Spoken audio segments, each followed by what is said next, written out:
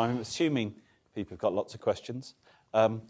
Question over here. If you could please say who you are. Thank you. Hi, Ken Rump from Oriel Securities. I was interested in Mr. Zhou's comments about environmental issues in China. Obviously, air and water pollution have attracted a lot of popular attention in and outside China, and its relation to innovation. China's been perhaps more well known for exporting clean energy products, admittedly with some resistance into Europe, than using them at home. What can he say about encouragement for innovation in areas like clean energy and environmental protection? And we saw from Blackstone's presentation that although there is VC and startup investment in China, it is still relatively small, although that's perhaps the nature of it. So what can be done to encourage innovation in environmental protection? Just before you answer, does anyone else in the room have a question linked to the environment that we can... If we take that question as well, because then we can take the answers together. My name is Cyrus from CBBF Consultancy. It's on the back of the question that the gentleman asked. It's the environmental issue is monumental in China, and it's a question of in implementing carbon capture and storage or versus other technologies in China. Local governments and the state-owned enterprises, and you mentioned development of state-owned enterprises, it will play a huge part. And given the structure of the state-owned enterprises, and they are not with-profit operations, how do you see a dysfunctional behavior coming from the local government and the state-owned enterprises carrying out the central government directives? Very good. Lots of good points. Do you want to take them? Pollution is becoming a very important issue for the government. Just yesterday, Mr. Lee visited a institute in northern part of China, where they got some innovation actually to clean up smoke. Mr. Lee was saying that we should make use of the new technology to fight in the fight against pollution. You're talking about the role of the state-owned companies as well as the provincial local governments in the pollution. Actually, we have annual target for carbon emission reduction, and this is allocated to different provinces. According to Mr. Lee, actually a cabinet meeting was held just last week to discuss how to implement the strategy against pollution. According to Mr. Lee, those polluters will be severely punished, and there are plans to close down, I think, thousands of plants who are heavily polluters, who are users of coal. And I think the government is very serious about the environment. Thank you. Gerry, did you want to say something here? One of the things that I was going to say in my remarks was that one of the things which encourages anybody looking at China is the promised development of a balanced scorecard to look at growth. Yeah. So instead of just a single focus on GDP, whether it's national GDP or local GDP or even city GDP, to look at economic targets that include resource consumption, capacity or overcapacity, and indeed the debt capacity of the borrowing entity. I think those are all very helpful developments that will see a more restrained impact on the economy of China's growth. That's very good. Actually, Gerry was very kind to mention my book in his talk. It comes out in June, The Consolations of Economics. I'll plug it. But reason for mentioning it, the environment is quite interesting. In the book, I did touch on the fact the Western economies actually kid themselves that they're great on the environment because they export all their pollution to the emerging economies. But interestingly, and hence Mr. Lee is probably touching on this, in China there's a great there's a lot of upheaval, shall we say, because China does exactly the same thing, but within the country. The coastal areas transport all their pollution to the inland areas. So basically, global pollution just gets exported to the poorest part of the world. And therefore, there's a global challenge, and you really need to measure consumption of polluting, or which companies provide the pollution. If you actually look at it on that balanced scorecard, the West doesn't do half as well as it thinks. But in China, it really touches on the issue. And as you mentioned, Mr. Li said there's a war against it, and it mirrors the 12th five-year plan, where a green economy is one of the three key aspects of it. So thanks for your answers. Next questions, or sector. Let's take two questions. Gentleman there, then we'll come to the lady. We'll take both at the same time. Hello, hi everyone. My name is Ling Fen, and I run a Chinese association called the Association of Chinese Financial Professionals in the UK. I got one question for the minister and one question for Gerry. For the minister, I got a question because recently I met with quite a few large companies like from CIC, Shanghai Bright Food, from Fosun, etc. And I think they are really expanding kind of in the Europe, in the UK. However, when I spoke with those SMEs, and then they still feel there's a big gap. Why they're very interested in coming to the UK? They feel the information gap between Europe and China is quite big. So my question for the minister is that, are there any specific kind of steps or action that the embassy or the Chamber of Commerce is going to implement to help the SME companies from China to come to the UK? Okay, thanks. We'll take the question from the lady over here. We'll just do one question at a time. We'll come back if we've got time, sorry. Hi, this is Ming from JP Morgan. I guess this question is open to the panel. What are the key risks or like the difficulties that you would perceive in terms of investing specifically in China, like in the past? And do you see the risks changing given all the reforms that's going to happen? Thank you. Why don't, Minister, you take the first question about the minimum specific steps, and Gerry, you take the second question about those risks. Regarding the inadequacy of information, I think there has been a problem so far. I think there are many ways that this sort of issue could be addressed.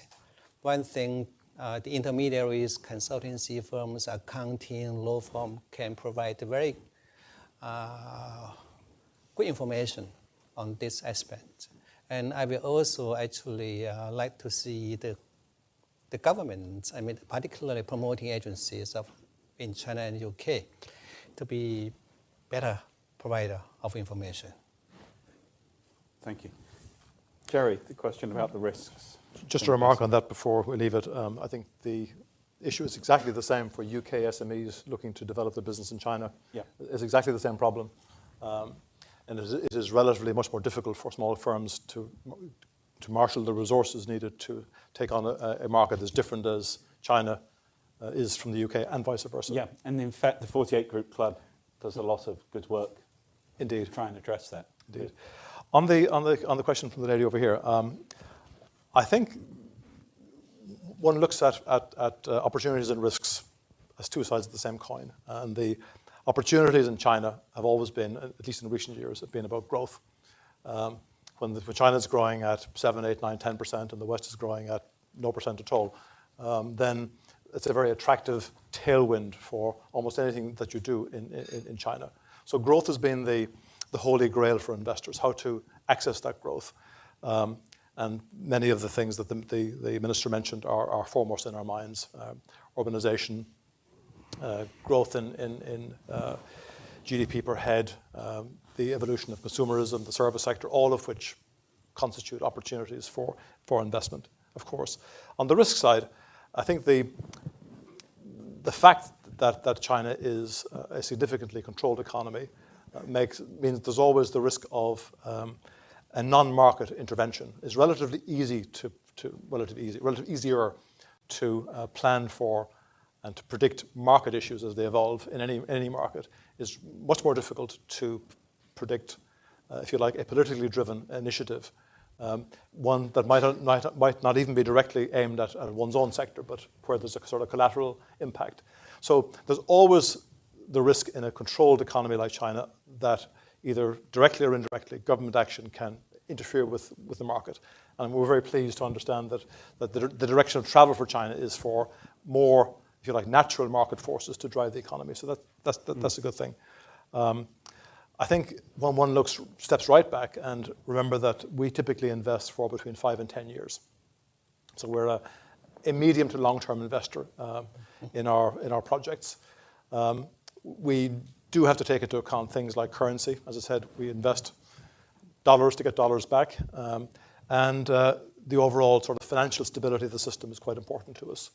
Right now, we are relatively relaxed about the currency in China, although I expect it will be more volatile than in the past with the greater flexibility that the minister mentioned. And on the financing side, there is a general concern, which I think is manageable, but it's not nothing, around the phenomenal growth in indebtedness in China. I think China, you will know the figures better than I do, Gerard, but I think China has put on something like $14 trillion of debt since the financial crisis. That's about the same as, or 3/4 of the US total GDP, just in terms of extra debt in China. And about 2/3 of that is non-bank debt, which is less regulated and less transparent. So there is a sort of a high-level concern about China, less about growth, less and less about regulation, less about currency, but I would say the significant investment risk that one has to think about, although I do believe it's manageable, is the health of the credit system in China. Yeah, very good. Question. Right, we've got quite a few. Let's take 2 rounds. So keep your questions short. With the lady here, guy here, then we'll gentleman here, then we'll take 3. So 5, 6 more minutes, if you can hang on. Yep, we can hear you. Okay, Christina Zhang from Permira. This is a question for both Gerry and Mr. Zhou. I want to make it, so continuing the topic of risks and the challenges, I want to make the question slightly more difficult. So, but short. But short, yes. So for Gerry, I want to ask you, what do you think are the biggest obstacles for Chinese companies when they are trying to do business with Europe? And for Mr. Zhou, I want to ask you, my question is, what do you think are the biggest obstacles for European companies and private equity funds when they are trying to do business with China? Okay. In some respects, the last question answer mirrored that, but it was good. To pass, sorry, if you could pass it. It's like pass the pass on the front row. I'll pretend the music's playing and it stops. David Stringlamar, Fortis Consulting London, Institute of Directors, City of London. Mine's about management capabilities. The Minister, you spoke about companies creating growth from innovation. You spoke obviously about Blackstone putting in some management skills to make sure businesses drive forward. Question, what are the challenges for Chinese companies with respect to management skills in order to deliver the next stage of growth? Okay, thank you. And we'll take that gentleman there and then we'll do the 3. Yep. Do you want to shout? What? Yep, come. Yeah. Sorry. I'm Eric Schmidt from the Lao. Sorry. Okay, sorry. I'm Eric Schmidt from the Lao China Institute at King's College. I just have a question which addresses both of the panel members. And to what extent do you feel that the reforms that were mentioned about the financial sector will actually, to a certain extent, diminish the importance of the curb sector that we see in China, the informal financial sector? And what are the implications for the formal private equity sector, as a lot of these private equity deals are currently done in a kind of shady backyard in the informal sector? All right, okay. If we keep the answers short, because we've got quite a few more questions, why don't you, Mr. Zhou, take the obstacles question, and Gerry, if you could take the other 2 questions, the management skills and the shady private equity world. Not that you know anything about that, of course, but Mr. Zhou, the obstacles. I'm sorry to say I'm no expert in equity things, so I would like to pass the buck to Gerry. Yeah.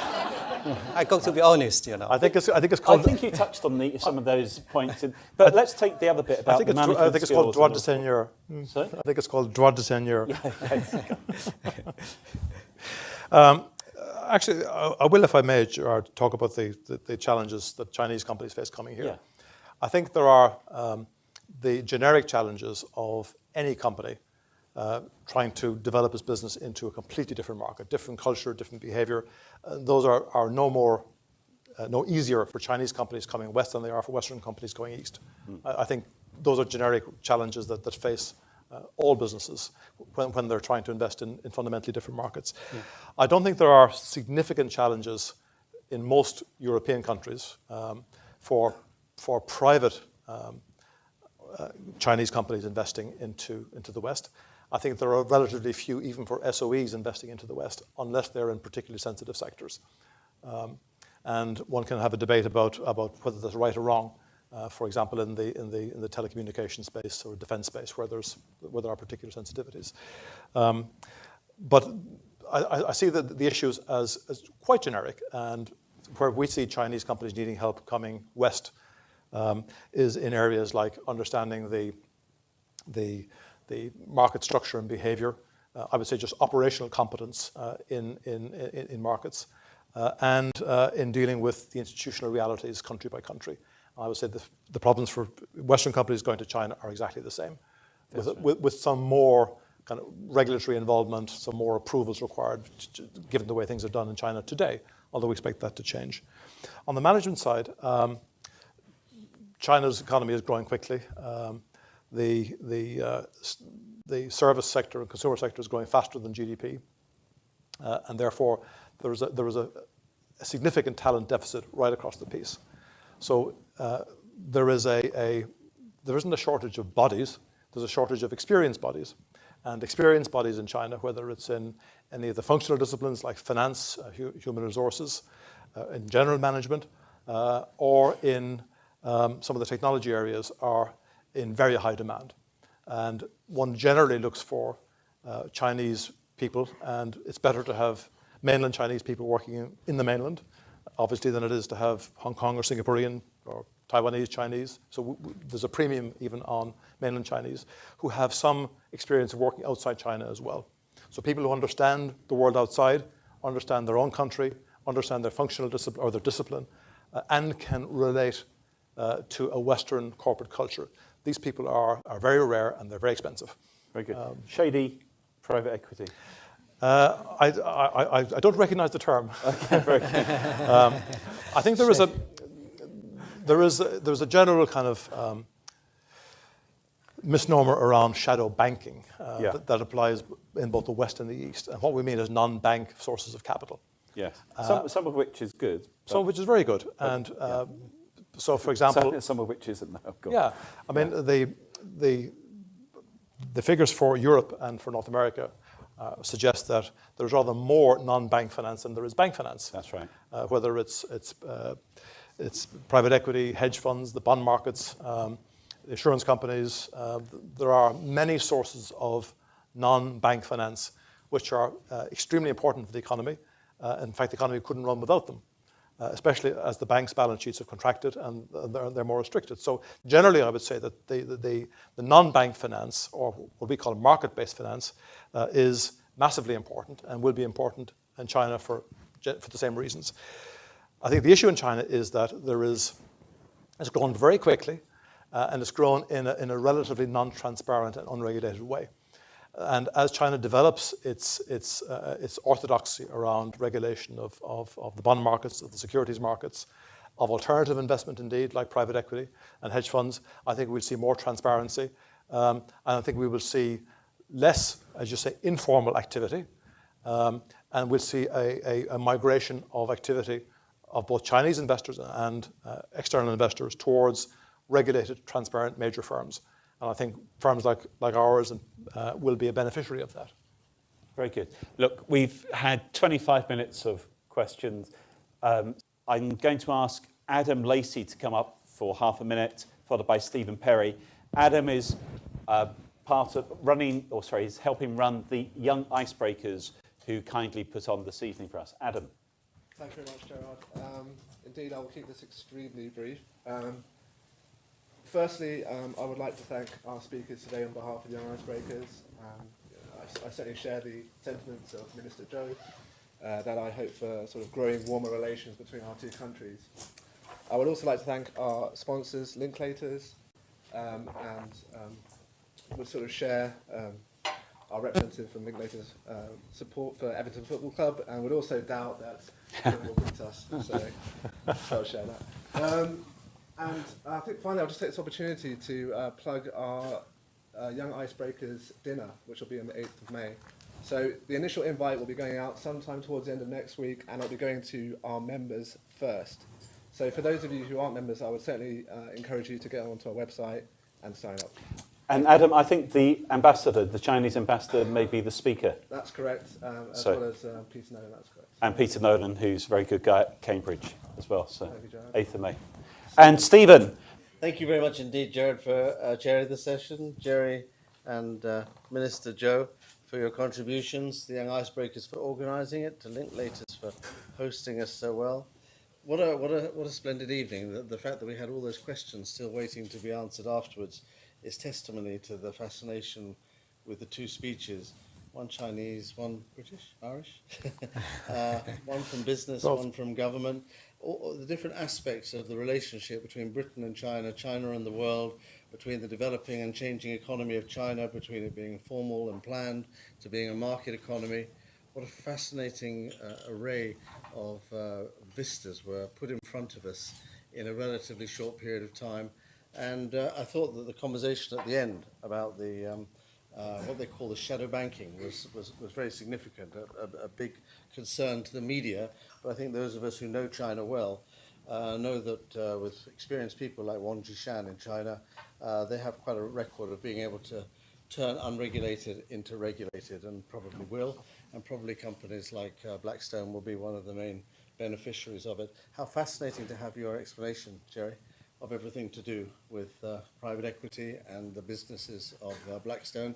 Thank you again for doing that. I've learned a lot. And Minister Zhou, the perception in the West was that the National People's Congress was not significant. You told us that it was significant. If you heard the messages, people often say the Chinese don't tell us what they're doing. The Chinese do tell us what they're doing. We just don't read the speeches.